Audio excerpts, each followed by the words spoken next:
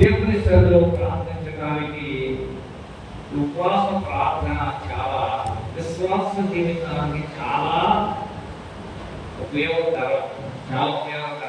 ఎందుకంటే ఆదివారం పడిగానే ఉంటారు. ఆదివారం కూడా ఆదివారం ఎలా ఉందంటే ప్రతి అలాగా తగలడారు. అందుకే ఆహారదారు అన్నాడు. యేసు ప్రభు వారు కూడా ఒక మాట అన్నారు. ఏంటా మాట అని అడిగితే, మారు మనసు పొందునే దేవుని రాజ్యము సమీపించి ఉన్నది అన్నాడు. ఎందుకు మారు మనసు పొందాలి? మారు అనే రెండవసారి వడ్డించేటప్పుడు మారు ఎత్తుతారా అని అంటారు. చూసారా, రెండవసారి భోజనం వడ్డించడానికి లేకపోతే బజ్జిగానో తింటానో పెరుగనో తింటానో మారు అడుగుతా ఉంటాం. అలాగే ఎప్పుడు మారు అడుగుతామంటే మొదట తినేసిన తర్వాత అడుగుతాం.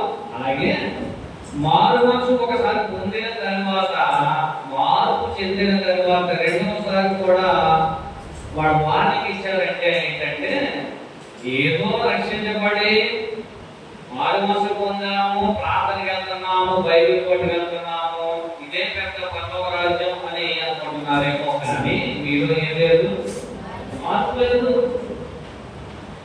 ఏది మార్పు లేకపోవడం? దేవుని సన్నిధికి రావడం, దేవుని సన్నిధిలో ఆరాధించకపోవడం, దేవుని సన్నిధిలో ప్రార్థించకపోవడం, దేవుని సన్నిధిలో పాటలు పాడకపోవడం, వాక్యం వినకపోవడమే మార్పు లేని జీవితాలు.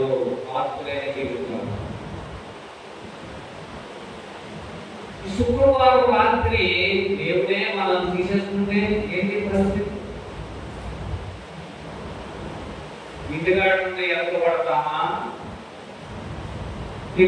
తిరుగుతూ ఎత్తపడుతున్నామా?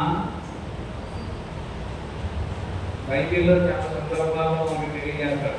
యుద్ధాలు, తిరుగుదలు, విసురుచుండగా ఒకడు ఎత్తబడు, ఒకడు వెంటబడే వాళ్ళు ఉన్నామా? ఎత్తబడే వారుగా ఉన్నామా? గమనించాలి. దేవుని సన్నిధికి ఎందుకు రావాలి? శుక్రవారం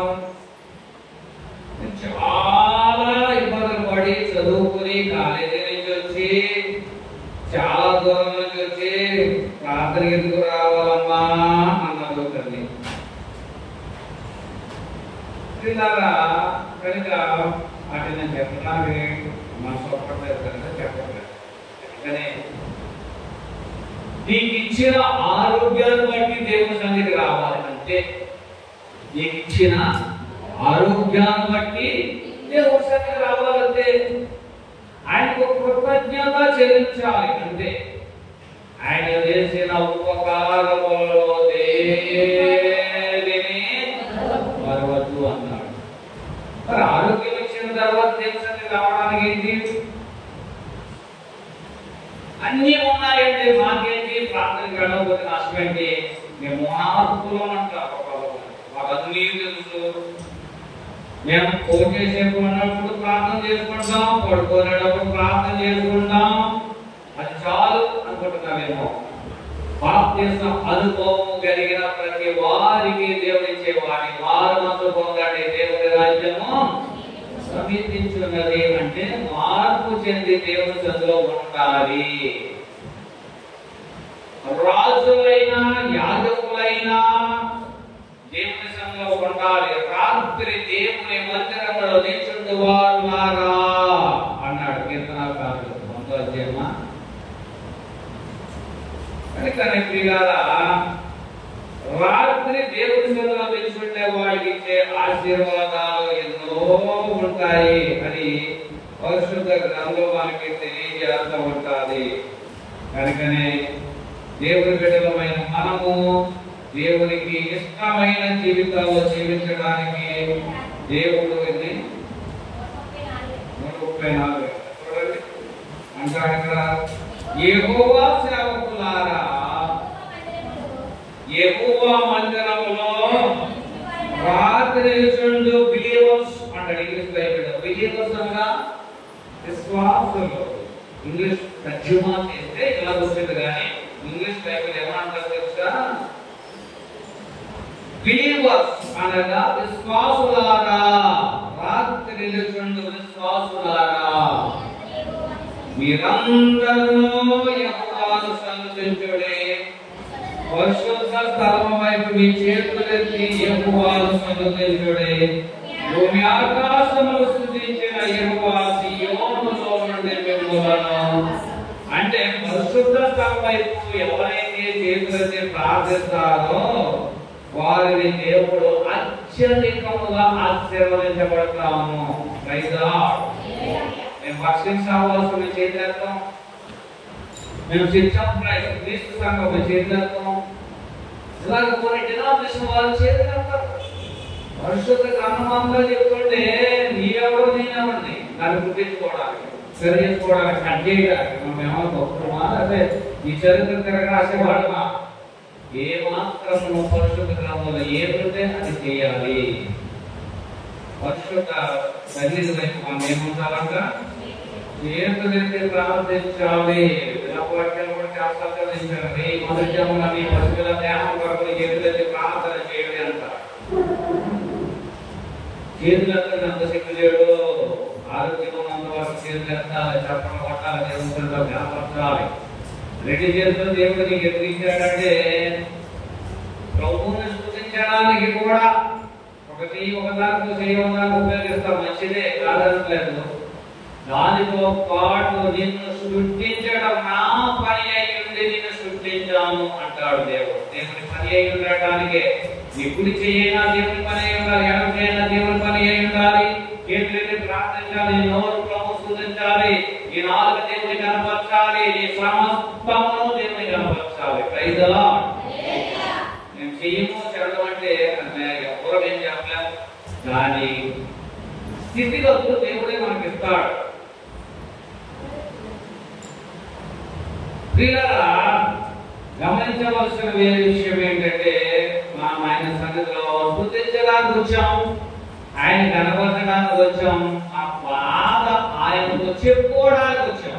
ఏం చెప్పుకోవడానికి వచ్చాం?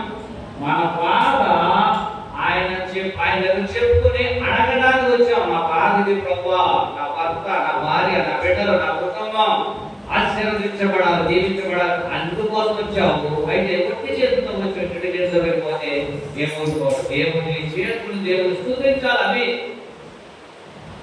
నిచ్చిదో నువ్వు దేవుని స్తుతించాలి.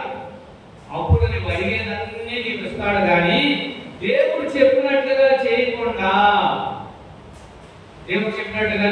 వచ్చి మోకాళ్ళకి ప్రార్థన చేసి పాట పాడేసి వెళ్ళొస్తాను, టాటా, బాయ్ బాయ్, సీ అంటే ప్రభు కూడా అంటాడు సీయూ రా అంటాడు. కానీ రాత్రి దేవుని సన్నిధికి వచ్చామంటే ఆ సమస్తమును ఆయనను ఏం చేయాలి? స్తుతించాలి. స్తుతులకు పాత్రుడైన, స్తుతులకు పాత్రుడైన. స్తుతి స్థితిని మారుతుంది. ఏం మారుతుంది? ఆ స్థితిగతులను మార్పు చెందుతుంది. ఎన్నో ఎవరికి ప్రార్థన చేస్తామండి, మాకేమీ పని కావట్లేదు అని చాలా మంది చెప్తూ ఉంటారు. పని కావట్లేదంటే సరైన రీతిలో ప్రభువుని మనం స్తుతించకపోవడమే. ఎలా ఏ స్థితిలో మనం దేవుని స్తుతించాలి, అడగాలి అంటే ఇది ఒక గొప్ప అవకాశాన్ని దేవుడు మనకి ఇచ్చేవాడు. గొప్ప అవకాశాన్ని మనకి ఇచ్చేవాడు. పెళ్ళైన జంట అక్కడ పెళ్ళైన తర్వాత పెళ్లి కొడుకుతోటి అత్తోరింటికి వస్తుంటే తల్లిదండ్రులు అన్నారట, ఒరే జాగ్రత్త, అత్తోరింటికి వస్తున్నావు, రోజు ఆడకో, ఇష్టమొచ్చినట్టు అందుకే నాకే తెలుసు మాట్లాడకో, దొరికేస్తా తప్పుకి. కనుకనే ఎంతవరకు ఉండాలో అంతవరకే ముందు పెట్టుకుని ఏం మాట్లాడు, ఏం చెప్పినా ఓకే అలాగే చేద్దాం అని తల్లిదండ్రులు చాలా ప్రకటనకి హెచ్చరికలిచ్చి పంపించారంట. ఎవరిని? కొత్తగా పెళ్ళైనా పేరు కొట్టారు. వీళ్ళారా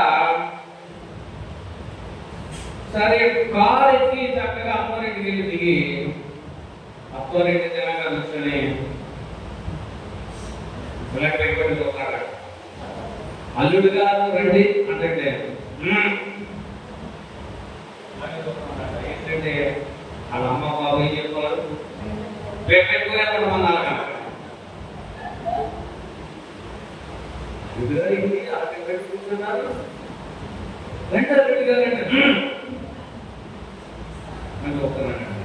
భార్య వచ్చి చాలా ప్రేమగా ఇది ఎక్కడ ఉన్నాడు, ఇంకా మాట్లాడేది బాగా ఉన్నాడు, 3 బాగా ఉండేది, మీరు గొప్పగా ఎలాగైపోయింది చెప్పొచ్చి ఏంటని అక్కడ చెప్పుకోగలరు. కూర్చోబెట్టారట, అరగ కూర్చొని పెట్టుకునే కూర్చున్నాడ, పెట్టుకునే కూర్చున్నాడ. అంటే తండ్రి ఏం చెప్పాడు, తల్లి ఏం చెప్పుకుంటే అదే చెప్తాడు. వీడు అక్కగా అన్నట్ట ఇది ఏదో మాయరోగం వచ్చేసిందంటే, ఏదో గాలుడు తగిలేసినాక బ్లడ్స్ వచ్చేటప్పుడు వర్షాలు మీద వచ్చేటప్పుడు అది చేయటామన్నట. ఏ చేయమంటే అది చేయటామన్నట. వీడు అట్లకే తక్కువ బాగా కాచుకొచ్చి మీ అక్కగారు పెట్టినట్టు అప్పుడు కానీ సెలవులేదంట. ప్రార్థన ప్రార్థన వచ్చినప్పుడు కూడా చాలా మంది పెట్టుకునే ఉంటాం. శ్రీరామ్ నేను అమ్మాయి వచ్చేది అది ఎలా ఎలా కూర్చొని పెట్టాలనుకోబడతాను. ఒపీనియన్ కలిగి ఉండాలి, దేవుని శ్రద్ధ ఎలా ఉండాలి, విధేయత కలిగి ఉండాలి, ఒపీనియన్ కలిగి ఉండాలి. అంత మాత్రమే కాదు, దేవుని ప్రేమను మన పక్క వారికి ఉండాలి. లోపలికి వచ్చేటప్పుడు సాధారణ అదే చెప్తున్నాడు, జాగ్రత్తగా బెగబెట్టుకుని అంటూ ఉంటాడు. ఆ బెగబెట్టుకుంటే మనం తీసుకోతాం, మన వాపలాడతాయి కాదు. ఏ దేవుడు హాస్పిటల్ కొడతాడు అనుకుంటాడు. వెంటనే మా ఉద్దేశాలు ఆయన ఏమై ఉన్నాడు, ప్రేమమయుడై ఉన్నాడు. శాశ్వతమైన ప్రేమతో మనను ప్రేమిస్తున్నాడు కనుక మనం ఏం చేయాలి, అనేకులకు కొత్త వారిని ఆహ్వానించేవారిగా, కొత్త వారితో సహవాసం కలిగి, అమ్మ కొత్త వచ్చావా చాలా మంచిది, ఇలా రండి, నీ కుటుంబం మార్పు చెందుతుంది, నీ బిడ్డలు నీకు అంతా మార్పు చెందుతారు, కలిసి రండమ్మా అని చెప్పడానికి మనం ప్రయత్నం చేయాలి, సహవాసం కలిగి ఉండాలి. 29వ అధ్యాయం కీర్తనకాండలో 29 అంటాడు మాట, యెహోవా తన ప్రజలను బలమును అనుగ్రహించి, యెహోవా తన ప్రజలకు ముందేముంది, తన ప్రజలకు బలమును అనుగ్రహించు, యెహోవా తన ప్రజలకు సమాధానము కలుగజేసి వారిని ఆశీర్వదించును. మొట్టమొదట దేవుని ప్రజలై ఉండాలి. దేవుని ప్రజలకు అన్నాడు, యెహోవా ప్రజలకు అన్నాడు. దేవుని ప్రజ ఉండాలి. మనము ఆ ప్రజ ఉన్నప్పుడు యెహోవా మనల్ని బలపరుస్తాడు. రెండవదిగా మన సంఘము ఏం జరిగిస్తాడు, సమాధానము కలుగజేసి మనలను ఆశీర్వదిస్తాడు. దేవుని బిడ్డలమైన మనం బెగబెట్టుకుని వచ్చిన వాటితో మాట్లాడకుండా, ఎవరో వచ్చారా, ఎందుకు వచ్చారు, ఏదో తిరిగి వచ్చారా, ఎలా వచ్చారా ప్రార్థనకి ఎవడ కాడలే ఆ శాపములకు పెట్టి వెళ్ళిపోవడం కాదు. ప్రక్క వారితో సన్నిహిత సంబంధము కలిగి ప్రార్థనలో ఒకరికి ఐక్యత కలిగి శ్రద్ధ తీసుకొని వందనాలు చెప్పుకొని వెళితే అలా చక్కగా సంఘం బాగుంది, ఎంత నన్ను ప్రేమించారు అని ఒక ఆలోచనలో వస్తారు. అప్పుడు దేవుడు ప్రతి మనం అడిగే ప్రతిదీ నెరవేరుతాడు. అడుగుతాం, మనం దేవుడికి వచ్చి శుక్రవారం అడుగుతాం, ఆదివారం అడుగుతాం, వాటిని పొందలేము. పొందుతామా? కొన్ని పొందలేము. ప్రభు ఎన్ని వారాల నుంచి అడుగుతున్నాను, ఎన్ని వారాల నుంచి అడుగుతున్నాను నాకు ఇవ్వట్లేదు. దేవుడిని అడిగే విధానంగా అడగాలి. ఓ తల్లి పిల్ల ఒక తల్లి అంటుందంట, ఆ అబ్బాయినే చేసుకుంటాను నేను. ఏ అబ్బాయిని? అబ్బాయిని ఇష్టపడతాను, ఆ అబ్బాయినే చేసుకుంటాను. దేవుడు అంటాడట, అమ్మా ఆ అబ్బాయినే చేసుకోకూడదు, నేను ఎందుకు చెప్తున్నానేమో అంటే, లేదు లేదు చాలా మంచివాడు, వీడికి తెలుసు మంచివాడు చెడ్డవాడు, దాన్ని అడుగులేక తర్వాత మారుతూ ఉంటాయి. దేవుడు చెప్పేది, తల్లిదండ్రులు చెప్పేది గమనించుకోకుండా కొన్ని గుర్తులు పడతా ఉంటారు చాలా మంది. ప్రభావం ఏం చేస్తావో నాకు తెలియదు, 3వ వారం వచ్చాను, 7వ వారం వచ్చాను, నాకు ఆ అబ్బాయే కావాలి, ఏం చేస్తావో నాకు తెలియదు. మరి దేవుడి మీద అడిగే విధానం అడగాలి. ఎలా అడగాలి? అడిగే విధానం పొందాలి, మంచిదే అని పొందుకోవాలంటే దేవుని అడిగే విధానంగా మనం అడగాలి. ఎలా అడగాలి అంటే ఆయనకి ఇష్టమైనట్టుగా అడగాలి. ప్రభా ఒపీనియన్ కలిగి, వినయత కలిగి, ప్రభువుని కాపాడుస్తూ ఆయన హెచ్చిస్తూ మనం తగ్గుతూ ప్రభువుని అడగాలి. యోహాను మొదటి పత్రికలో ఏ విధంగా అడగాలో చక్కగా మాట చెప్తూ ఉంటాడు. యోహాను రాసిన మొదటి పత్రిక 5వ అధ్యాయం. మనకి ఇచ్చిన ధైర్యం బట్టి అడగండి, కానీ తగ్గించుకుని అడగడానికి ప్రయత్నం చేయాలి. 13వ వచనం 5వ అధ్యాయం 13వ వచనము. మొదటి యోహాను తీసుకుందా? మొదటి యోహాను 5వ అధ్యాయము 13వ వచనం. ఆయనను బట్టి లేదా ఆయన ఎవరైనా ఆయన బట్ట, ఆయన బట్టి అన్నట్టు కాదు. ఎవరు బట్టి? క్రీస్తు యేసును బట్టి. పాత నిబంధన దేవుని బట్టి క్రీస్తు యేసును బట్టి మనకు కలిగిన ధైర్యం ఏంటి? కానీ మనకి ఎందుకు కలిగిన ధైర్యం? ఎందుకు కలిగిన మనకు ధైర్యం? దేవుని బట్టి అంటే క్రీస్తులో మనం ఏమై ఉన్నాం? ఏకమై ఉన్నాం. ఏకమై ఉన్నాము కనుక ఆయనను బట్టి ఎమ్మెల్యే గారు మావాడు కాబట్టి నేను ఏమైనా అడుగుతానంటాం. ఎందుకు? ఆయనతో సన్నిహిత సంబంధం కలిగి ఉన్నాడు కనుక ఏదైనా అడుగుతాడు. మనమైతే రకరకాల రూట్లు ఎదుర్కొంటా ఉంటాం. కానీ ఎమ్మెల్యే గారు బాబు దేవుడి స్తోత్రం. ఆయన సర్వాధికారి అయిన దేవుడు. అందుకే ఆయనను బట్టి మనకు కలిగిన ధైర్యం ఏంటో తెలుసా? ఆయన చిత్తానుసారముగా మనం ఏది అడిగనో ఆయన మనకి ఆలకించునన్నదియే. చక్కని మాట కదండి. ఏదడిగినా సరే ఏదైనా అడగండి, ఆయన ఉత్తరలేదు. ఏదైనా అడగండి, కానీ ఆయన చిత్తము ఎరిగి, ప్రభువా ఈ అబ్బాయిని ప్రేమించి అర్థం చేసుకోవడానికి ఇష్టమేనా? ప్రార్థన చేస్తున్నా ప్రభువా అని ధైర్యంతో ప్రేమతో అడిగి, ప్రభువా ఈ ఉద్యోగానికి వెళ్తాను నీకు ఇష్టమేనా? బ్యాంకుకి వెళ్ళడానికి అప్లై చాలా బ్యాంక్ టెస్ట్ తరగతి కొద్ది బ్యాంక్ టెస్ట్ కట్టి చాలా ప్రయత్నం, చాలా భక్తి కలిగిన విశ్వాసం అమ్మాయి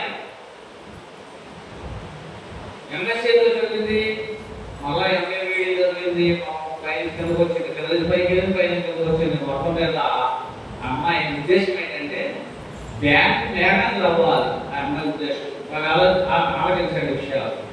బ్యాంక్ మేనేజర్ అయిపోవాలి ఆమె కోరిక. ప్రభుత్వాడు వద్దమ్మా, నువ్వు వెళ్ళడానికి వీల్లేదు, దాని వద్దు, ఇంకో దానికి ట్రై చేయి, దేనికైనా నేను ఫుల్ సపోర్ట్ ఇస్తాను, నువ్వు వెళ్ళగానే ఇంటర్వ్యూ లేకుండా నీకు జాబ్ ఇస్తానని దేవుడు చెప్తున్నాడంటే ఈమె దర్శన రూపంలోనేమో ఆ ఉద్యోగానికి వెళ్ళొద్దని చెప్తున్నాడు. ఈమెమో ఏమైనా బ్యాంక్ మేనేజర్ సాధించాలని ఈమె కూర్చుంది. చాలా సందర్భాలు మనం పూజ చేసినట్టే, అన్నా నేను బ్యాంక్ మేనేజర్కి వెళ్ళాలి, ప్రార్థన చేయి, నా దర్శనమేమో దానికి మాత్రము వెళ్ళొద్దు. అమ్మాయి ఎంఆర్ఓ పరీక్ష రాసింది, ఎండిఓ పరీక్ష రాసింది, చాలా పరీక్ష రాసింది. ఇక్కడ పోస్టింగ్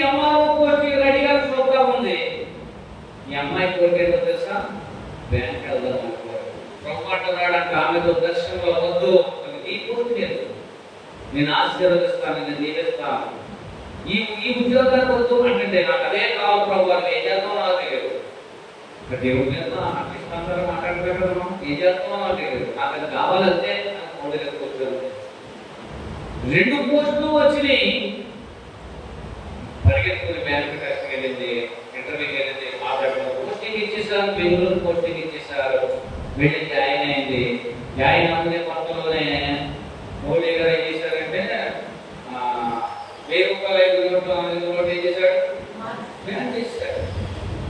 బ్యాన్ చేసిన ఆ డబ్బులో ఇంచుమించు 5 లక్షల వరకు ఈమె మీద పెట్టేశారు. ఈమె వచ్చేసుకుంది, మేము ఇక్కడ పెడతామని. వారు కాడాలంటే మేనేజర్ కాబట్టి ఆపరేషన్ ఆ మీద పెట్టారు. మొన్న ఎప్పుడు 2023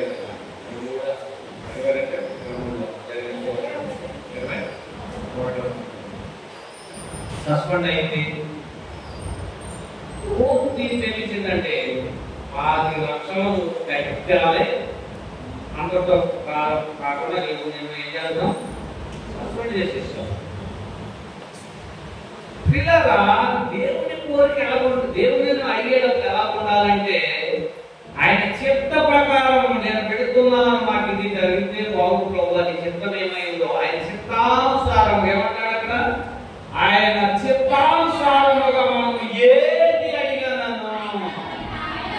పిల్లగా చదువుతున్న బిడ్డలకు కూడా ఒక బోధన ఏంటంటే, అర్థాలుగా నువ్వేమవుతావు అంటే నేను అదవుతాను ఇదవుతాను అనుకుంటున్నా, నువ్వు చిత్తం ఏమైందో అదే నాకు కావాలి అనేది నిర్ధారణ కలిగి ఉండాలి. ఎప్పుడైతే నిర్ధారణ కలిగి ఉంటామో ప్రభు చిత్తము, నువ్వు అనుకున్నదే ప్రభు చిత్తం అవ్వచ్చు, నువ్వు అనుకోలేదు ప్రభు చిత్తము కాకపోవచ్చు. కనుకనే రెండింటికి చాలా వ్యత్యాసం కనబడతా ఉంటుంది. ఏది అడిగినా ఎవరి చిత్త ప్రకారం జరగాలి, ఆయన చిత్తానుసారముగా మనం ఏది అడిగినను ఆయన మనకి ఆలకించినది. ఆయన చిత్త ప్రకారం ప్రభు, నీ చిత్తమైతే నీకు ఇష్టమైతే ఇది నాకు ఇవ్వండి ప్రభు అని అన్నాడు. మార్క్స్ వార్త ఇంకో మాట మనం దాన్ని కనుక్కొని పోతే 11వ అధ్యాయం 24వ వచనం, 11వ అధ్యాయం 24వ వచనం. అందుచేత ప్రార్థన చేసేటప్పుడు ఎప్పుడంట ఉపవాస ప్రార్థన చేసేటప్పుడు మీరు ఏమి అడుగుచున్న వాటన్నిటి నెలను పొంది ఉన్నామని నమ్మండి, అప్పుడు అవి మీకు కలుగునని మీతో చెప్పుచున్నాను. చాలా చక్కగా మాట కదండి. ఈ వాక్యం చాలా కోణాల్లోనే వాక్యం చెప్పాను. 26 ప్రసంగాలు చేశాను ఈ మార్చి వార్త మీద, ఇదే వచనం మీద 26 ప్రసంగాలు చేశాను. 26 వేరు వేరే కోణాలతో వేరు వేరే భావాలతో వాడిని తీసుకువెళ్ళి కూర్చోబెట్టేవాడు. ఇక్కడేమన్నాడు చూసారా, నువ్వు ప్రార్థన చేసేటప్పుడు మీరు అడుగుతున్న వాటికన్నిటిని పొంది ఉన్నామని నమ్మాలి, అప్పుడు మీకు పలుకునని మీతో చెప్పుచున్నాను. అది అప్పుడు మీరు పొందుకుంటారు. ఇక్కడ జరుగుతుంది కావా అని మనం అడిగితే దేవుడు మన ప్రార్థనను ఆలకించి మన ప్రార్థనకు జవాబు దయచేస్తాడు. ప్రార్థనకు మన ప్రార్థనకు ఏం చేస్తాడు ఆయన? జవాబు దయచేస్తాడు. అంత మాత్రమే కాదు, అడిగేది మనం పొందుకోవటం వెంటనే. ప్రభా నాకు ఎప్పుడావా ఇవ్వా అని ముడికి కూర్చోకూడదు. మాకు అయ్యా కారు మీద వెళ్తున్నాను, అక్కడ ఏ కొనుక్కోవాలి, ఇంకే డబ్బు ఎత్తావా లేదా, పుస్తకాలు కొనాలి, డబ్బు ఎత్తావా లేదా, ఇలా కాదు.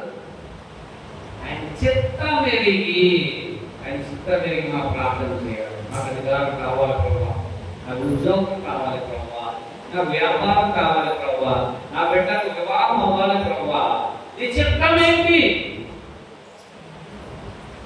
నన్ను దర్శించు అని మనం అడగాలి.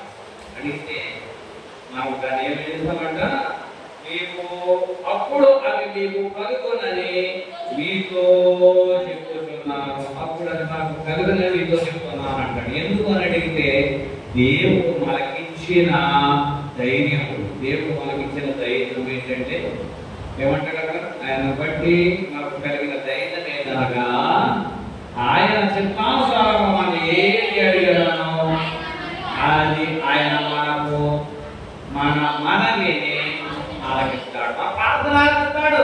మన మనం అంటే ఏంటి? మన విన్నపము మన ప్రార్థన ఆలకిస్తాడు. నాకు ఇది కావాలి ప్రభువా అని డిమాండ్ చేయకూడదు, రిక్వెస్ట్ చేయాలి. రిక్వెస్ట్ కి డిమాండ్ కి చాలా తేడా ఉంది. రిక్వెస్ట్ కి డిమాండ్ కి చాలా తేడా ఉంటుంది. ప్లీజ్ అయ్యా అది ఇవ్వయ్యా అంటే అది అంతేనా?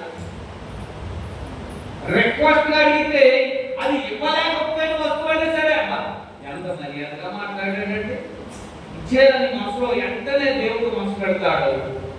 అది మనకు దొరుకుతుంది, అది మనకు చెందుతుంది. ఆ విషయాన్ని మనం జ్ఞాపకం చేసుకోవాలి. సమూయేలు కాలంలో విషయానికి చెప్పిన సమూయేలు కాలంలో సమూయేలు 5 దేశాలకు ప్రవక్తగా ఉన్నాడు. ఎలా ఉన్నాడు? ప్రవక్తగా ఉన్నాడు. ప్రవక్తగా అంటే ఏంటంటే రాజ్యాలన్నిటి మీద ప్రవక్తను. అతను ఏది చెప్తే అది జరుగుతుందంటే. ఎందుకంటే దేవునితో ముఖాముఖి సంబంధము కలిగిన వారు ఎవరైనా ప్రవక్తలు.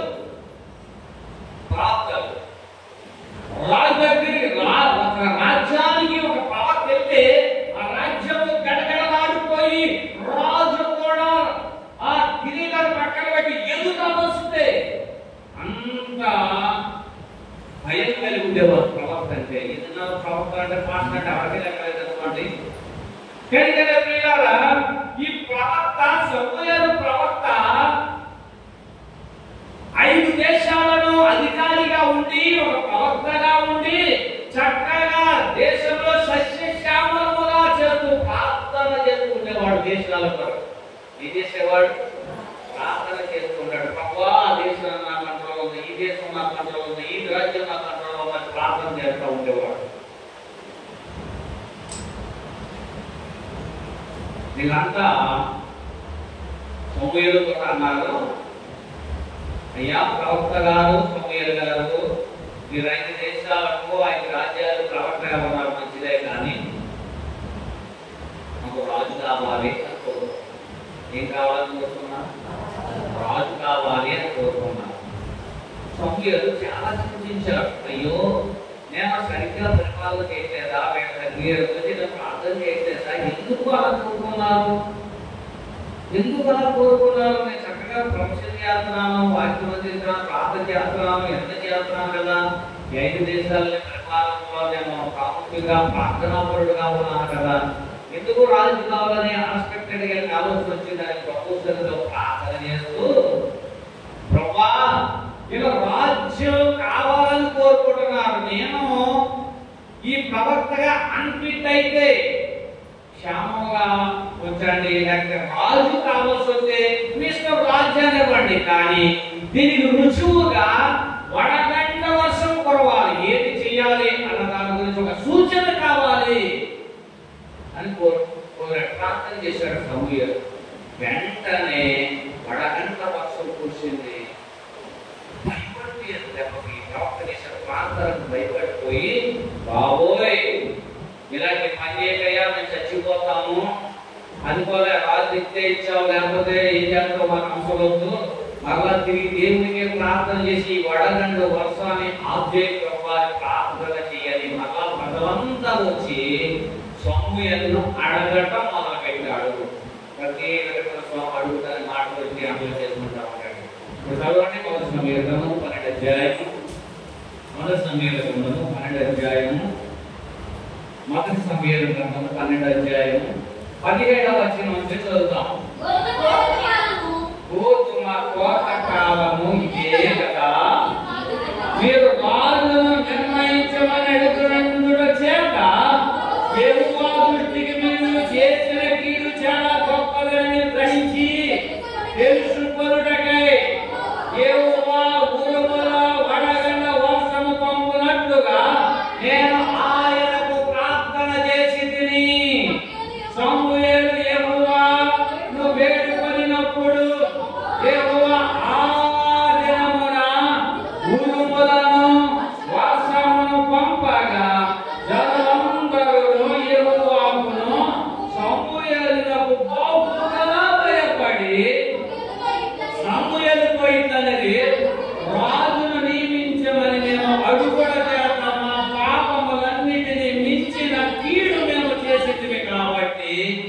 మేము చచ్చిపోకుండా ఉన్నట్టు ఈ క్రోసులమైన మా కొరకు ఈ దేవుడైన యెహోవాకు ప్రార్థన చేయము.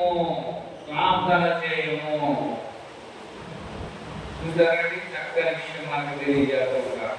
వీళ్ళంతా ఏమంటాడు, అడుగుట చేత. అడుగుట అనే మాట అర్థం చేసుకోండి. 19వ కాబట్టి సమూయేలుతో ఇట్లనే రాజును నియమించమని అడుగుట చేత. దేవుడు మనలను అడిగే కొన్ని ఉంటాయి, మనము దేవుడిని అడిగే కొన్ని ఉంటాయి. మనం అడిగేది మనం తీర్చేసుకుంటాం. మనలను తిరిగి అడిగితే మనం ఏమైపోతామో తెలియదు. ఈ రాత్రి దేవుడిలో ఉన్నావా అని అడిగాడు అనుకో, ఆ పరిస్థితి కాలుమారైపోతాయి. అడగడే కాదు, ఆయన పాపం వెనక నుంచి ఎవరికి వచ్చేది, ఆయన ముందు అగ్గిని నడుస్తుంది. ఆయన అడిగేవి ఒక ప్రశ్నకే మనం చచ్చుకుంటాం అంతే. క్రీస్తు పాదముల యొద్ద చచ్చిన వాని వలె నేను పడి ఉంటుంది అన్నాడు. ఎవరు? పద్మాసు దీవులలో వృద్ధుడైన యాహాను గారు చచ్చిన వాని వలె పడి ఉన్నాడు. దేవుని అంటే దేవుని పాపం అంత త్వరగా తగ్గిపోతుంది. ఇక్కడ ఎవరిని అడిగారు? సమూయేలుని ప్రవక్తను అడిగారు. ఒక రాజు కావాలి, నీ పరిపాలన బాగుందా లేదని చెప్పలేదు, కానీ అడగడం అప్పుడు మాకు రాజు ఒకటి కావాలయ్యా, నువ్వు ఎలాగైనా చేత మాకు ఆరాధన. వెంటనే దేవుని కోపము అక్కడ వారి మీద మొదలుగా భూములు వర్షము పంపగా జనులందరూ యెహోవాకు సమూయేలుకు ఏమయ్యారంట? భయపడ్డారు. అడగటమే భయపడటం. అడుగటం వల్ల వారి మీదకి భయంకరమైన చచ్చే దినాలు వచ్చేసారు. వాడు ఏకదాటి అవసరమే, తినడానికి తిండి లేదు, కట్టుకోవడానికి బట్ట లేదు, కరువు ప్రదేశం అయిపోయింది. దుబాయ్లో వర్షం కురవంట. వారి రోజుకి ఏకదాటిగా 8 సంవత్సరాలు 30 సంవత్సరాలు అయినా వర్షం వచ్చేది. దుబాయ్ వర్షం వర్షం విపరీతమైన వర్షం అంటారు. అలా మేఘాల్లోకి వెళ్ళి విమానాల ద్వారా ఏదో అక్కడ వర్షానికి జల్లుచ్చారంట. ఇంతగా ఏం జల్లించారు? ఏదో జల్లించారంట. దుబాయ్ నుంచి ఫోన్ వచ్చింది, బెహరా నుంచి ఒక ఫోన్ వచ్చింది. బెహరా కూడా పుట్టుకోవట్టుందండి, ప్రార్థన చేయండి. దుబాయ్లో మా సంఘ పాస్టర్లు అభిషేకించబడిన వాడు వెళ్ళారు. అమ్మాయి అభిషేకించారు, అనుకుంటున్నారు. చెప్పే నాకు తెలుసా, దేవుని మాట్లాడబట్టి బెల్లం దాకా వచ్చి ఆగిందండి. ఏమో వస్తుందేమో భయం కూడా కలిగి ఉన్నాం. ప్రార్థన చేయండి, ఇలాంటి మాట్లాడారు. మీరు అలా గమనించవలసిన విషయాల్లో మనము చాలా జ్ఞాపకం చేసుకుని దాని ద్వారా మనం బలపడవలసిన వారు ఉన్నాం. దేవుడిని అడగటం ఎలాగూ అడగాలో అలాగే మనము అడగాలి. అడుగుడే మీకు ఇయ్యబడును, వెదకుడే మీకు దొరుకును, అడుగుడే మీకు తీయబడును. ప్రతి వారిని మనం పొందుకుంటాం అంతే. దేవుని స్తోత్రం. ఎప్పుడు అని అడిగితే భక్తి శ్రద్ధలతో ఎవరి మీద ప్రవర్తించుకోకుండా దేవునిలో ఉండాలి. ఎవరి గురించో నీకు దేవుని దగ్గర రావడం మానేయడం కాదు, కానీ నీ వంతు నీవు దేవుని వరకు ప్రార్థన చేయడానికి రావాలి. నీ ఆరోగ్యం కొరకు, నీ అంకల కొరకు, నీ సమస్య కొరకు, నీ వేదన కొరకు, నీ వ్యాధి కొరకు దేవునికి రావాలంతే. ఎవరి మీద ప్రవర్తించుకొని దేవుని వద్ద మానవ సమానం. రాత్రి స్నేహితుడి దగ్గర అడగడం మొదలు పెట్టాడంట. ఏకదాటికి అడగడమే అడంటాడంట. మమ్మల్ని లేకపోతే మా డోలు పట్టుకో, మా పిల్లలు పసిపిల్లలు గతంలో ఉన్నారు, ఊరుకుతూ ఉంటారు, లేచిపోతారేమో, నువ్వేమి మమ్మల్ని ఇబ్బంది పెట్టవు, నేనేమి ఇవ్వలేను, రొట్టెలు ఇవ్వలేను, ఏమి ఇవ్వలేను, వెళ్ళిపో అన్నాడంట. అతడు మానక అతను ఏం చేస్తున్నాడు? అడుగుతూనే ఉన్నాడంట. ఎందుకు చెప్పాడు మాట అంటే, మన భక్తి జీవితాల్లో కూడా నా మాట లేదు, నా సమస్య కష్టం పోవట్లేదు, నా వ్యాధం పోవట్లేదు, నా బాధ పోవట్లేదని ఆలోచించుకోవడం కాదు, మాటి మాటికి అడగాలి. ఒక సువార్త 11వ అధ్యాయం అక్కడ స్నేహితుడి దగ్గరికి వెళ్ళి నాకు ఇది అడిగాను. 11వ అధ్యాయంలో వచ్చిన చూద్దాం. అతడు తన స్నేహితుడైనందున లేచి ఇయ్యకపోయినను అతడు సిగ్గుమాలి మాటి మాటికి అడుగుట వలనైనను లేచి అతనికి కావలసిన ఇచ్చును అని మీతో చెప్తున్నాను. మాటి మాటికి అడగడం వల్ల ఇదే లేదు అన్నట్టుగా మనం అడగకూడదు. ప్రభావ భక్తులు మార్చండి, శోధించడమే దేవుడిని. నా కుటుంబాన్ని మార్చండి, నా బంధువులు మార్చండి, నా వ్యాధులు తాగించండి అడుగుతూనే ఉండాలి. నేను ఫస్ట్ క్లాస్ పాస్ అవ్వాలి, మంచి ఉద్యోగం సంపాదించాలి, మంచి గృహస్థుడిగా ఉండాలి. మాటికి అడగడమే. అడగాలి. దేవుని భయపడకపోయే మనుషులు లక్ష్య పెట్టలేవుగా న్యాయాధిపతి ఉన్నాడు లోక సువార్తలో. అతడు ఆమె దగ్గరికి మాటి ఆమె వచ్చి మాటికి పోరాడుతూనే ఉంది. ఇసుకెత్తిపోయి ఆయన ఏం చేశాడంట? వెళ్తామా నిన్నే లోక సువార్త దేవునికి భయపడకయో మనుషుని లక్ష్య పెట్టకయో న్యాయాధిపతిని.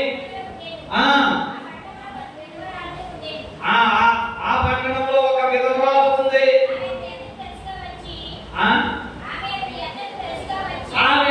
ఆయన తరచుగా అర్థమానం ఒకసారి 2 సార్లు కాదు, నా ఇల్లు ఎత్తావా లేదా, మా పెన్షన్ ఎత్తావా లేదా, నాకు ఎందుకు ఇవ్వను, అర్థమానం అడుగుతూనే ఉన్నాడంట.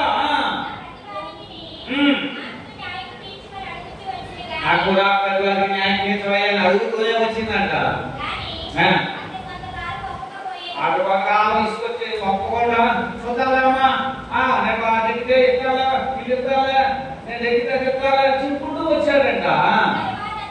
తర్వాత ఈడనుకోట బాబోయ్ నేను మోనాత్కిని అంటే అంటాడు దేవుడికి భయపడనే ఈ మనసు అంటే నాకు లక్ష్యం లేదే. కానీ ఈ మనసు ఏం చేస్తుంది? అడుగుతాను. దానికన్నా ఫస్ట్ వచ్చిన చదువు దేవునికి భయపడకయు మనుషుల లక్ష్య పెట్టకయు న్యాయాధిపతి ఉన్నాడు. అంతమాట కాదు, వారు విసుగాక నిత్యము ప్రార్థించాలని ఉపమానం చెప్పాడు. అంతేనా? యేసుప్రభువు ఉపమానం ఎందుకు చెప్పాడు?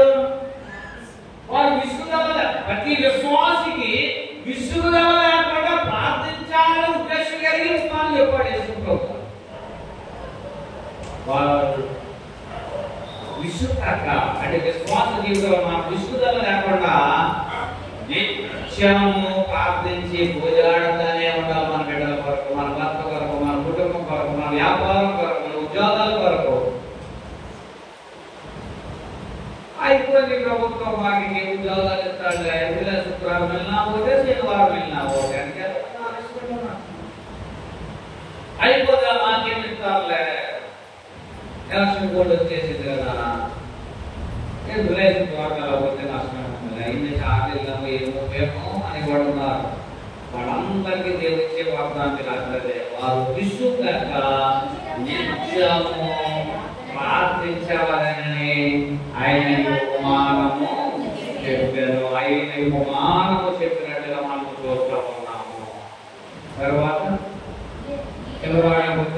వాదం అటువలే మీరును ఎక్కడ అవకాశవార్త అటువలే మీరును అడుగుడి మీకు ఇయ్యబడును, వేదపడి మీకు దొరుకును, భక్తుడే మీకు తీయబడును, ఆడు ప్రతి వానికి ఇయ్యబడును, వెతుకువానికి దొరుకును, భక్తువానికి తీయబడునని మీతో చెప్పుతున్నాను. మీలో తండ్రైన వాడు తన కుమారుడు చేపలు అడిగితే చేపలు ప్రతిగా పామేస్తామా, గుడ్డును అడిగితే తెలుస్తామా? కాబట్టి చెడ్డవారమైన నన్ను చూడండి, మనం ఎలాంటి వారమంట? దేవుడి దృష్టిలో చెడ్డవారమైన మనము, మనకు దేవుడు ఏది కావాల్సిన ఇవ్వలేదా? రక్షణ పొందడానికి నీకు ఇచ్చాడు కదా, ఉద్యోగం ఇచ్చాడు, స్థితిగతులు ఇచ్చాడు, మంచి భర్తలు ఇచ్చాడు, మంచి భార్య ఇచ్చాడు, మంచి బిడ్డలు ఇచ్చాడు కదా. ఆయన చెడ్డవారమై ఉండి కూడా దేవుడు మనకు అది ఇచ్చాడే. మరి ఇక్కడ అంటాడు చెడ్డవారై నీవు మీ పిల్లలకు మంచి వరం ఇయ్యేది అంటాగా, పరలోకమందున మీ తండ్రి తను అడుగు వారికి పరిశుద్ధాత్మను ఎంతో నిశ్చయముగా అనుగ్రహించును.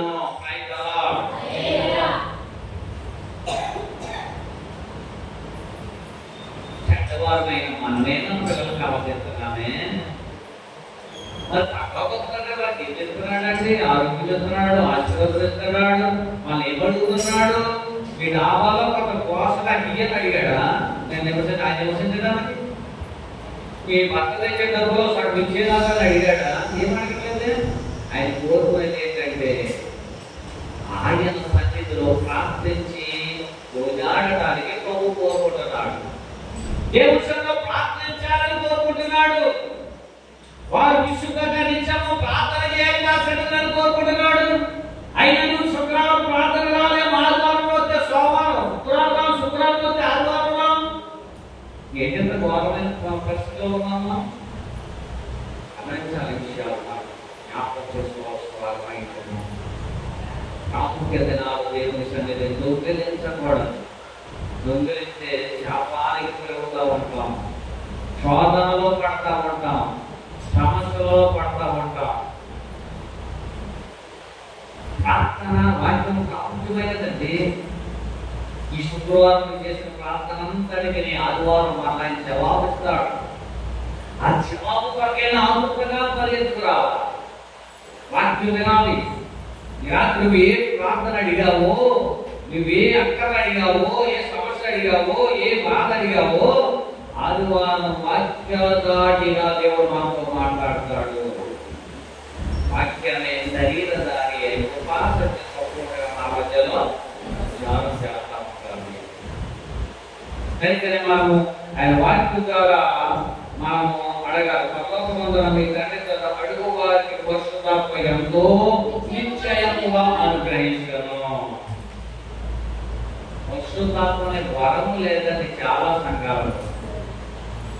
రక్షణ అనే వరం ఉంది, బాప్తిస్మం అనే వరం ఉంది, బలారంగా ఉంటున్నారు కానీ పరిశుద్ధాత్మ అనే వరము లేదు. కానీ పరిశుద్ధాత్ముడుగా సంచారం చేస్తూ ఉంటే తేడా చేసేవాడు ఎక్కువైపోతూ ఉంటున్నారు. పరిశుద్ధాత్మ హేళన చేస్తే దేవుడిచ్చే కోపం ఒకే కోపం ఇస్తాంతట. కనుక ఆయన పరిశుద్ధాత్మ ఎంతో నిశ్చయంగా మనకు అనుగ్రహిస్తాడు అనే విషయాన్ని మనం జ్ఞాపకం చేసుకోవాల్సిన వారమై ఉంటున్నాం. కనుకనే దావీదు కుమారుడైన సొలొమోనుకు దేవుడు ఎంత ఇచ్చాడండి? ఆయన అడిగిందంత కొంచెమే.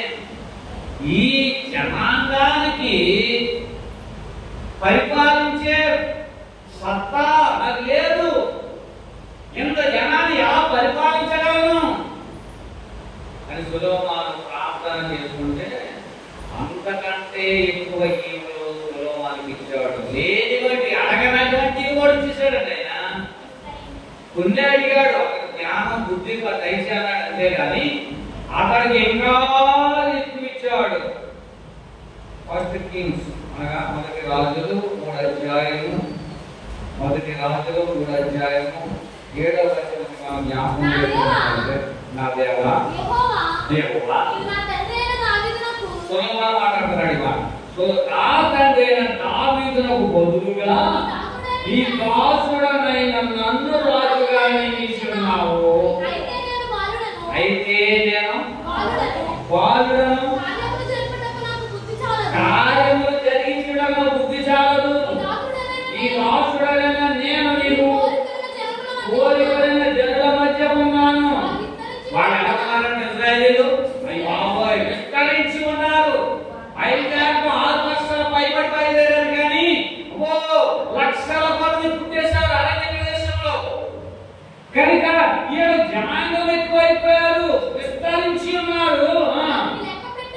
వారి లెక్క పెట్టడానికి కూడా, వారి విశాల దేశమందు తనిఖీ చేయడం కూడా సాధ్యం కాదు. అలా తనిఖీ చేయాలి. వారు ఎక్కడ పుట్టేశారు, ఎక్కడ పెరుగుతున్నారు, ఎవరు వంశంలో పుట్టారో ఈ తనిఖీ చేయడానికి కూడా నాకు ఏమి పట్టదయ్యా. ఇంత గొప్పదైన నీ జనమునకు న్యాయము తీర్చడం వాడేవాడు ప్రశ్న పుట్టక.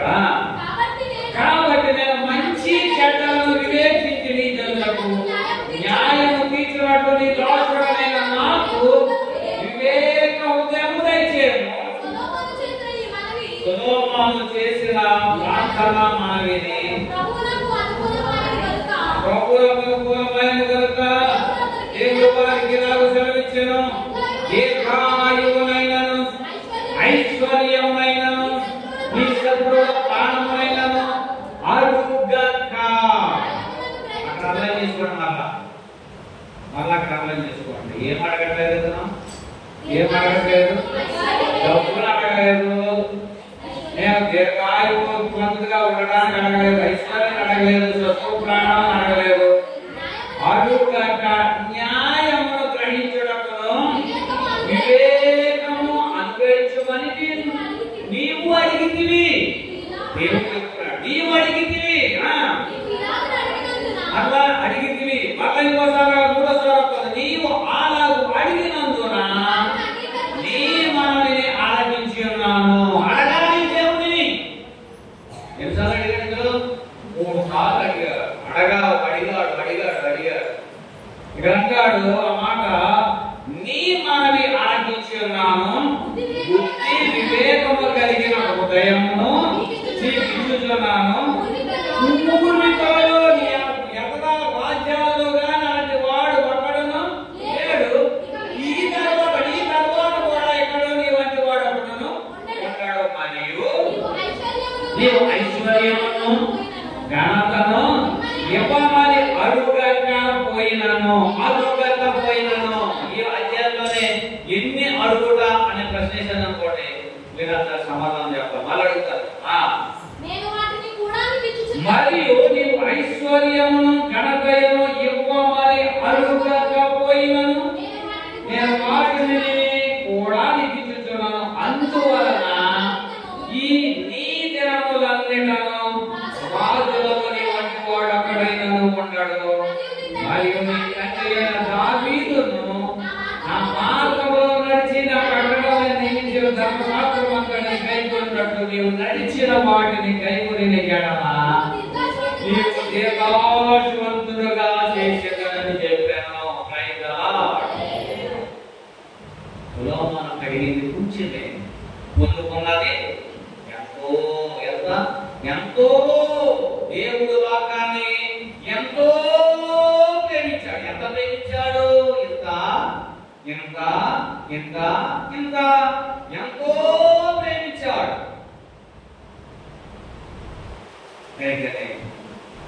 అడిగింది కొంచెమే సొలొమోను, ఆయనకి ఇచ్చింది ఎంతో ఇచ్చేసాడండి. అతనికంటే ముందు రాజులు కానీ అతనికంటే తర్వాత రాజు కానీ ఎంత న్యాయబుద్ధి కలిగింది. ప్రవర్తించే వారు ఎవరు లేదని డ్యాన్సూరుగా ఇక్కడ ఆ వాక్యంలో రాసి దాచిపెట్టారు. దేవుని బిడ్డలైన మనము దేవుని అడగటము ఆయన ఎలాగడగాలి? ఆయన చిత్తానుసారముగా మనము అడగాలి. ఆయన చిత్తానుసారముగా అడగలేదు. ఒక రాణి హెరోదియా యాహాను తనకే కావాలని అడిగింది. యాహాను తనకే కట్ చేసి బంగారు పళ్ళలో పెట్టి నాకు కావాలి అని కోరుతున్నారు. హెరోదియా కుమార్తె ద్వారా అడిగించింది హెరోదియా. ఎందుకంటే నీ సహోదరుడైన భార్యను నీవు తెచ్చిపెట్టుకున్నావు, ఇది ఎంత శాపమో తెలుసా అని అడిగినందుకు యాహాను గారు అతని మీద కక్ష కట్టి జైలు పెట్టించి అతని పుట్టిన దినమున మార్పు వార్తల అక్కడ కనపడుతూ ఉంటుంది చూడండి. 6 అధ్యాయం, మార్పు వార్త 6 అధ్యాయం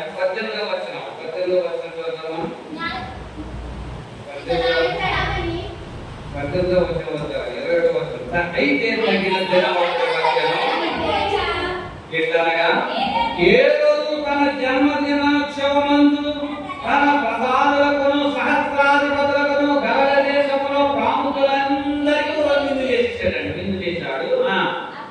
అప్పుడు హేరోదియా కుమార్తె లోపలికి వచ్చి నాట్యమాడి హేరోదును అతనితో కూడా పైలో కూర్చున్న వారందరినీ ఏం చేసిందంట? సంతోషపరిచిందంట. యాక్షన్ చేసి డాన్స్ చేసి కనుక రాజు నీకు ఇష్టమైనది ఏదైనా నన్ను అడుగుమని నేను నీకు ఇచ్చేదానని ఆ చిన్నదానితో చెప్పాను. మరియు నీకు ఆ రాజ్యంలో సగమంటుకు ఏం అడిగినానో నీకు చెప్తాను. ఏది అడిగినా అడుగుతానేమో సంక్షేమంగా మాట్లాడుతున్నాను. ఏది అడిగినా నీకు చెప్తాను అని ఆ రాజుతో ఆ చిన్నదానితో ఆ రాజు చెప్పాడంట. ఆ చిన్నదానితో చెప్పాను. మరియు నీవు ఆ రాజ్యంలో సగం మట్టుకు ఏమడిగిన నీకు ఇచ్చేదని అన్నాడు. ఆమెతో ఒట్టు పెట్టుకున్నాడు కనుక ఆమె వెళ్ళి నేనేమి అడుగేదని తన తల్లిని అడుగగా ఆమె బాప్తిసం ఇచ్చు యాహాను తల్లి తల అడుగుమని చెప్పాను. ఏమడుగుతున్నాడంట? ఏమడుగుతుందా ఆవిడని? బాప్తిసం ఇచ్చే యాహాను తలకే కావాలన్నా.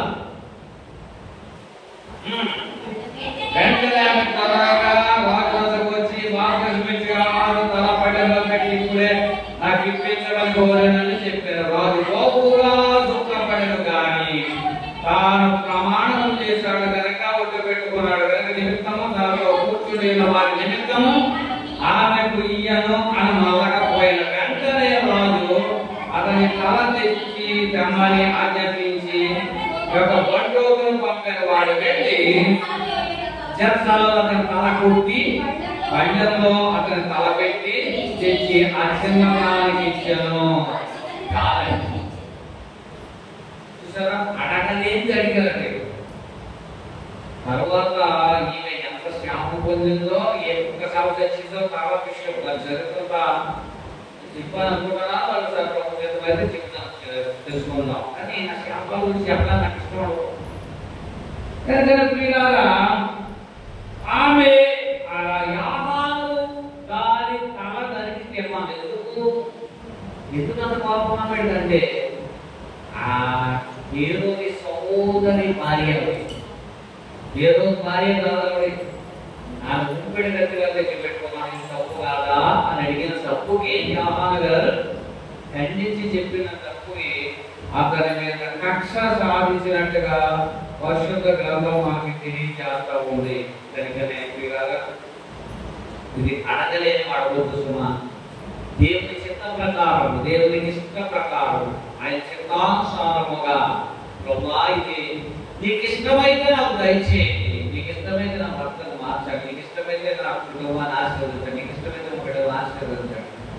ఆయన చిత్తానుసారం ఒప్పుకోవాల్సిన వారమై ఉన్నాం. అంతేగాని డిమాండ్ చేసి మనం అడగకూడదు. ఏదైనా సరే డిమాండ్ చేసి అడగడం వల్ల అసలుకి మోసపోతూ ఉంటాం, అసలుకి మోసపోతూ ఉంటాం. కనుకనే obedient కలిగి మోకరించి ద్వారా చాలా మందికి మోకాడము తక్కువ. మోకాడ ప్రార్థన వల్ల ఎంత ఆశీర్వదించబడతామో మీకు తెలియదు. ఆ అనుభవం పొందితేనే కానీ ఆశీర్వాదం పొందుకుంటేనే కానీ మీకు తెలియట్లేదు. కనుకనే అదే మేము కాడు సహకరించట్లేదని, కాడు సహకరించాలి అంటే నిమిషంతో మనం మోకరించాలి. నిమిషంతో మోకరించాలి. పక్షి గారైనా, దేవదాసయ్య గారైనా, యేసన్న గారైనా అంత గొప్ప అవడానికి, అంత అన్ని సంఘాలు పెట్టడానికి కారణం ఏంటంటే మోకాడు ప్రార్థనే. పక్షి సహవాసమనగా, ఎలియప్పనగా, యేసన్న గారు క్రిస్టియన్గా ఎంతని మోకలి ప్రార్థన వల్లనే ఆశీర్వదించబడ్డారు, దీవించబడ్డారు, ఓటేసుకోగలిగారు.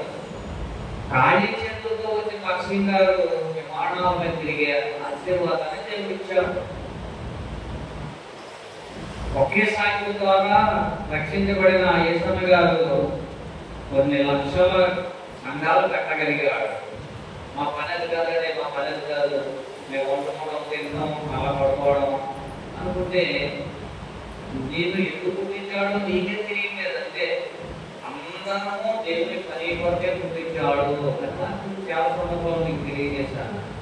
అందుకనే మనం ఆయన చిత్తానుసారముగా మనం నడిచే వారముగా ఉండాలి. మనం ఆయన చిత్తానుసారముగా నడవాలంటే ఆయన మనకి ఇచ్చిన ధైర్యం ఏంటో ధైర్యం అంటే క్రీస్తు శరీరంలోనూ ఆయన రక్తంలోనూ మనము ప్రతిభాగస్తులమయం ఆయనతో నిపుణుకున్నాం. ఆయనతో కలిసి ఆయన రక్తంలో ఏకమైపోయాం. ఆయన రక్తంలో ఏకమైపోయాం. ఎక్కడో ఉన్న ఒక పిల్లలు తీసుకొచ్చి ఎక్కడో ఉన్న ఒక అబ్బాయిని కలిపితే వాడిద్దరు రక్తం ఎలా కలిసిపోతో అలాగే క్రీస్తులో మనము పెట్టి కుమార్తెగా మనం సిద్ధపడి ఆయన రాజ్యానికి వారసులమై ఉండాలి. ఎందుకంటే మన కలవరపరచడైన మనం కలవరపరిచేవాడు కాదు. ప్రార్థనలో ఏకీపించి ప్రార్థనలో పక్కాడ ప్రార్థన అనుమోకుంటే మనల్ని కలవరపరిచేక వాటి కలవరపడనీయకుంటే దేవుని విశ్వాసం ఉంచున్నారు. నా యందు మీరు విశ్వాసం ఉంచుడి అని చెప్తాడు. ఒకటి అధ్యాయమా 14 అధ్యాయం. నీ హృదయంలో కలవరపడనీయకుడి, దేవుని యందు విశ్వాసం ఉంచున్నారు. నా యందును విశ్వాసం ఉంచుడి. చాలండి. దేవుని యందు మనం విశ్వాసం ఉంచున్నామా, ఆయన యందు విశ్వాసం ఉంచాలి. ఎప్పుడు అని అడిగితే మనము కలవరపడకుండా ఉండే నిమిత్తము నీ హృదయములను కలవరపడనీయకుడి. విశ్వాస జీవితంలో ఆత్మీయతకు భరోసా మనకి ఇచ్చాడు. మన హృదయాన్ని కలవరపడనీయకూడదు.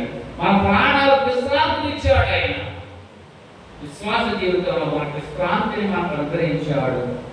యామాసు 14వ అధ్యాయంలో ఆ మాట కింద భాగంలో 2వ వచనంలో చూస్తే నా తండ్రి అనేకమైన నివాసములు కలవు, వేడి ఎడల మీకు చెప్పుతాను అన్నాడు. ఆయనకు మనం ఏముంచాలి? విశ్వాసం ఉంచాలి. విశ్వాసం ఉంచాలి. విశ్వాసం ఉంచడం వలన మనము మన హృదయాల్లో కలవరం ఉండదు. రాత్రి నుంచి నాకు కలవరం, పొద్దున్న రైల్వేకి వెళ్ళాలంట, అలా పడికి వెళ్ళాలంట, 2 చోట్లకి వెళ్ళాలి. ఏం చేయదు ప్రభా, కలవరం కలవరం కలవరం. ప్రార్థన చేసుకుంటూనే ఉన్నా, ప్రభా ఎక్కడికి పోవాలి, చిత్తమైంది అక్కడికే పోతుంది. 2 సమస్యలు తక్కువని పట్ల పంచం చేసి ఉదయానికి శాంతత కలిగించాడు దేవుడు. అందులో కలవరం ఉంటుంది. విశ్వాస జీవితంలో కలవరం తప్పదు. కానీ కలవరపడనీయకుడి. ఇవి ఉంచవలసింది ఏంటంటే విశ్వాసం. యెషయా 2వ అధ్యాయంలో యెషయా 2వ అధ్యాయంలో మొదటి వచనం చూడండి, 16వ వచనం చూడండి. యెషయా 2వ అధ్యాయం 16వ వచనం. ప్రభువైన యెహోవా ఇలా సెలవిస్తున్నాడు, సీయోనులో పునాది రాత్రి వేసిన వాడను నేనే, అది పరిశోధించబడిన రాయి, అమూల్యమైన తలరాయి, బహు స్థిరమైన పునాది రాయి, బహు స్థిరమైన మూలరాయి ఉన్నది. చూడండి, విశ్వాసముంచువాడు కలవరపడడు. అయిదలా దేవుని విశ్వాసం ఉంచితే మనలో ఏమన్నదంట? కలవరపడదు. ఏదో టెన్షన్, ఉదయకాలం లేచి ఏదో టెన్షన్గా మన హృదయం కలవరపడుతూ ఉండాలి. కానీ మనం ఎక్కడో ఏం ఉంచాలంట? దేవుని యందు మనము విశ్వాసం ఉంచాలి. విశ్వాసం ఉంచిన వాడు కలవరపడడు. ప్రార్థన చేసుకోవాలి. ప్రభువా, నాలో కలవరం వచ్చేసింది, ఈ శోధన వచ్చేసింది, బాధ వచ్చింది, ఎలాగూ చాలా తెలివితేట, కానీ ఎలాగూ తింటావో నాకు తెలియదు ప్రభువా, ఈ కలవరాన్ని పోగొట్టు అని ఆయన యందు విశ్వాసం నుంచి ప్రార్థన చేస్తే మనలో ఉన్న కలవరమంతా పట్టాల పంచులో చేసేసి దేవుడు గొప్ప కార్యము చేస్తాడు. కనుకనే దేవుని సన్నిధిలో అడిగి మనం దేవుని యందు విశ్వాసం నుంచి మన కలవరములన్నీ ఆయన ద్వారా మనము తీర్చుకొందుముగాక. ప్రతి విషయాలు ప్రార్థనలో ఏకీభవించి ప్రార్థించాలి. దేవుని సన్నిధిలో ఎలా అడగాలో అలాగే మనం అడుగుదాం. ప్రభువా, నీ చిత్తానుసారముగా నేను ఇది అడుగుతున్నాను, ఈ రాత్రి నాకు అది దయచేయండి, అది కావాలి, నాకు ఇది కావాలి, ఏది కావాలో అడగండి. మీకు ఇస్తాను అన్నాడు. అడగకుండానే మనము కొద్దే బాగుండు, ఇంతే బాగుండు, నేనేం అడగను, నేనేం చేయను, అలాంటి మేమేం అడగదు అని ఆలోచన పెట్టుకోకండి. అవిశ్వాసం కావద్దు, విశ్వాసముతో అడగాలి. విశ్వాసంతో అడగాలి, కలవరం ఉండదు. విశ్వాసించే వారికి కలవరం ఉండదు అన్నాడు. మీ హృదయం కలవరం పడతాయి కాదనలేదు, కానీ మీ కలవరము నా యొక్క విశ్వాసం ఉండడం ద్వారా పోతుంది. రాత్రి 5 చేస్తుంది కనుక అడగండి. రాత్రి మీకు ఏది కావాలో అడుగు. ఉద్యోగం కావాలా, ఆస్తి కావాలా, ఐశ్వర్యం కావాలా, ధన సమృద్ధి కావాలా, మంచి కుటుంబం కావాలా, మంచి చదువు కావాలా, మంచిగా పాస్ అవ్వాలా, మంచిగా ఉద్యోగం చేయాలి, నా తల్లిదండ్రులు నాకు ఘనత తేవాలి,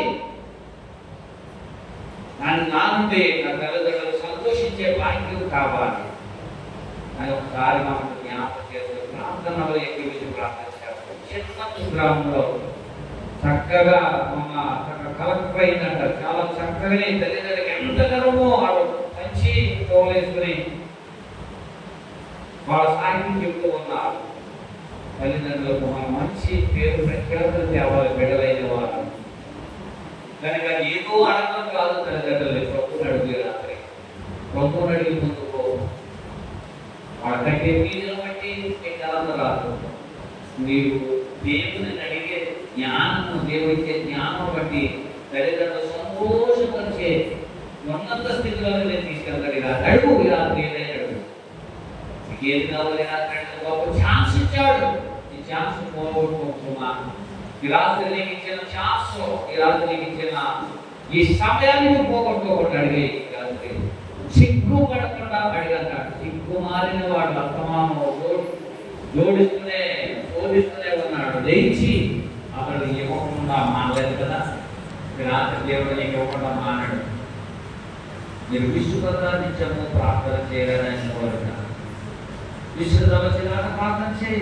ఏం నష్టం లేదు. నీ సొమ్మేం పోతే, నీకు నీ ఆస్తి ఏం తగ్గిపోతే, నీకు పంపించే డబ్బులు ఏం తగ్గిపోవే. ప్రార్థనే కదా ఆయన అడిగేది. రాత్రి దేవుడిచ్చిన ఈ సందేశాన్ని బట్టి, ఆ ఉపదేశాన్ని బట్టి ప్రభువుని అడుగుదామా? ప్రభువుని అడుగుదామా? రాత్రి నేను తీసుకొచ్చాడంటే అది కృప. ఆయన ఆకర్షించాడు, పడతామనే ఆకర్షించాడు. ఈ బాధ ఏంటో, నేను కలవరం ఏంటో ఆయనకు తెలుసు, నీకు తెలుసు. నాకు ఎవరికి తెలియదే. ప్రభు బాధపడుతున్నానయ్యా, వేదన పడుతున్నానయ్యా, చెప్పుకోవడానికి ఆయన సిగ్గుపడుతున్నానయ్యా. రాత్రి అడిగేస్తున్నాను ప్రభు, నేను అడిగేస్తున్నాను ఆయన నాకు సహాయం దయచేయగా. ఈ చిత్తాన్ని బట్టి అడుగుతున్నాను ఆయన. నీకు ఇష్టమైతే సహాయం దయచేయ. మా మీద వచ్చే శోధన, బాధ, వేదన, సమస్య, ఇరుకు, ఇబ్బంది తగ్గించండి. కుటుంబం ఆశీర్వదించబడాలి, నా బిడ్డలు ఆశీర్వదించబడాలి, నా భార్య బిడ్డలు ఆశీర్వదించబడాలి, నా భర్త ఆశీర్వదించబడాలి. రాత్రి నేను విశ్వాసిగా ఏమీ కలవరం లేకుండా సందులో ఒప్పుకుంటున్నానయ్యా. నేను విశ్వాసిని కాబట్టి ఒప్పుకుంటున్నానయ్యా. ప్రార్థన చేస్తా ఉన్నానయ్యా, పూజాడుతూ ఉన్నానయ్యా. దయచి దయచి దయచి ప్లీజ్ కైండ్లీ రిక్వెస్ట్, దయతో అడుగుతున్నానయ్యా. దయచి నాకు సహాయం చేయగా, సహాయం చేస్తే ప్రభు రాత్రి నీ సహాయం పొందుతానయ్యా. నీ సహాయం కైండ్లో ప్రార్థన చేద్దాం. ప్రభు సంకల్పం చేద్దాం. అస్వస్థత ఉందా? స్వస్థపరిచి ఎవరు